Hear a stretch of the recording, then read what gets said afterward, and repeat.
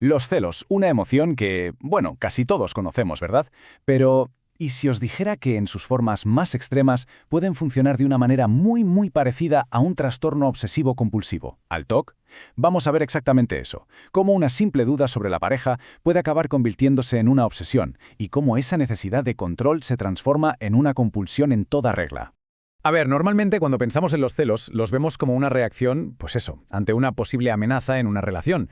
Pero para algunas personas esto se transforma en algo mucho más oscuro.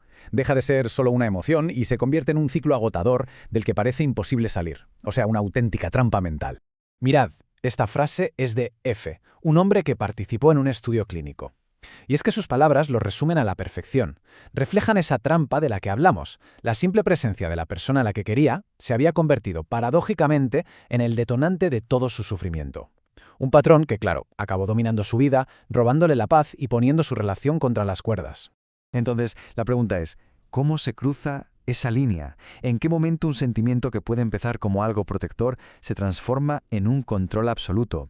Vamos a meternos de lleno en el mecanismo que convierte la inseguridad en una obsesión que te domina el día a día. Y aquí está la clave de todo. Algunos psicólogos clínicos han llegado a la conclusión de que estos celos tan intensos no son una emoción sin más, sino que se presentan como una forma atípica de trastorno obsesivo-compulsivo. Ojo, no hablamos de los celos normales, sino de un patrón disfuncional con un mecanismo que es literalmente idéntico al del TOC. Para entender bien esta conexión, hay que conocer los tres pilares del TOC.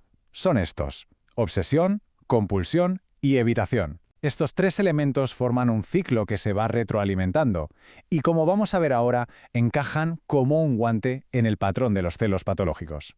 Primero, la definición básica, para que todos estemos en la misma página.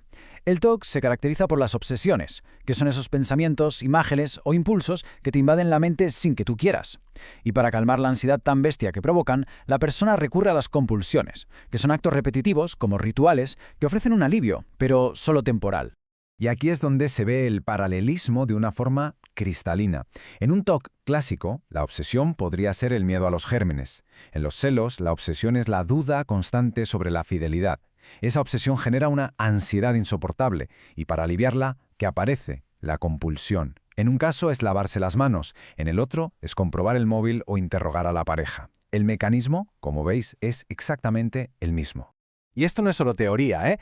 Volvamos al caso de F. Sus compulsiones eran muy claras y formaban parte de su día a día. Llamadas constantes, interrogatorios, vigilancia, pero también, y esto es importante, la evitación. Evitar ir a fiestas o a bares no era para proteger la relación, era un ritual para evitar que su propia ansiedad se disparase. Cada una de estas acciones era una compulsión en toda regla, diseñada para calmar un miedo interno. El punto crucial de todo esto es por qué es tan difícil salir de ahí. Pues la respuesta está en que cada intento por controlar la ansiedad en realidad lo que hace es fortalecer el problema. Es un círculo vicioso que está perfectamente diseñado para que no se acabe nunca. Este ciclo funciona así. Fijaos, todo empieza con una chispa, un pensamiento obsesivo. ¿Y si me está mintiendo? Eso desata una ansiedad brutal. Para apagar ese fuego se recurre a la compulsión, una llamada, una comprobación. Y oye, funciona. La ansiedad baja. Se siente un alivio inmediato. Y justo ahí, en ese alivio, está la trampa. Porque ese alivio, que dura poquísimo, le manda un mensaje muy peligroso al cerebro. Le dice: la compulsión ha funcionado, el peligro era real y lo has neutralizado. Así que, cada vez que se realiza la compulsión, se refuerza la creencia de que la obsesión era una amenaza de verdad. El miedo no es que no desaparezca, es que se hace más fuerte y exige compulsiones cada vez más frecuentes o más intensas. Entonces, ¿cómo se rompe un ciclo tan poderoso? Bueno, pues la psicología conductual tiene una respuesta muy específica y muy eficaz que se conoce como EPR. Vamos a ver en qué consiste exactamente. La exposición con prevención de respuesta es la terapia estrella para el TOC, y su lógica es, literalmente, la contraria a la del círculo vicioso. Se trata de exponerse a propósito a lo que dispara la obsesión y a la vez prevenir la respuesta, o sea, no hacer la compulsión.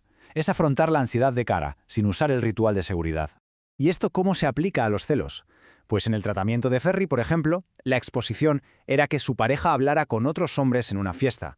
La prevención de respuesta era su compromiso de no interrogarla al volver a casa. La exposición era que ella saliera con sus compañeros de trabajo. La prevención, resistir el impulso de llamarla sin parar.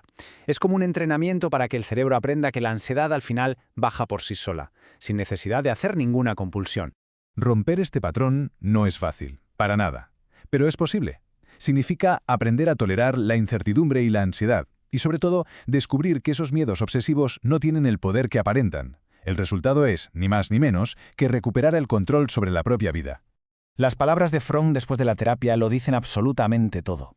Esa ceguera de la que habla es ese túnel de obsesiones y compulsiones. Salir de él le permitió ver la realidad otra vez, sin el filtro distorsionado del miedo. Es la prueba de que el cambio es real y puede ser muy profundo. Y este es el mensaje clave con el que nos tenemos que quedar. Entender los celos de esta forma no va de poner etiquetas, sino de ofrecer un mapa, una explicación clara del problema y sobre todo un camino estructurado y con herramientas para solucionarlo. Y para terminar, una reflexión.